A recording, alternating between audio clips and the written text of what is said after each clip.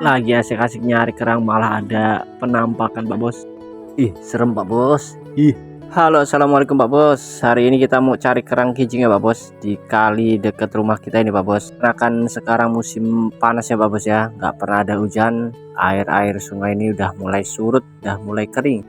Jadi ini kita nyorenya ke kali ini aja Pak Bos ya. Kita coba cari-cari kijing, katanya sih banyak di spot-spot ini Pak Bos. Ini dia spotnya Pak Bos, mantep ya. Kita lanjut langsung cari, gak pakai lama gaspol. Nah, untuk cara cari kerang ini tinggal kita raba-raba aja ya Pak Bos, di dasar sungainya ini Pak Bos. Oh iya Pak Bos, ini kita nyari kerangnya sama bocil-bocil ya Pak Bos ya, sama adik-adik semuanya ini ikut semua ini Pak Bos.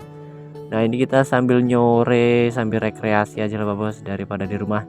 Asiknya kayak gini Pak Bos, kalau air lagi surut kita bisa turun semua ini Pak Bos. Ini kedalaman air cuma 1 dekul. Nah, ini contoh dapatnya kerangnya Pak Bos ya, dapat kerang kijing sama remis atau krece. Ya, enak-enak lagi nyari geraya-geraya. Lah, kok ada penampakan Pak Bos. Waduh, serem Pak Bos. Gak taunya itu ada ular Pak Bos yang masuk ke dalam air Pak Bos. Nah, ini kita langsung kabur aja Pak Bos.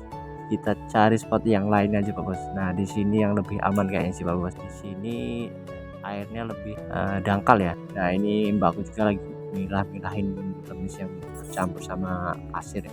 Nah, ini dia hasilnya Pak Bos. Untuk hasilnya kita dapat 1 bak besar ya Pak Bos ya. Tapi nggak tahu ini Pak Bos mau diolah apa ini Pak Bos, mau dimasak gimana ya, nanti kita coba masak lah sejadi-jadinya. Oke, sekian dulu Pak Bos untuk video kita hari ini. Kapan-kapan kita ngebolang lagi. Siap gas.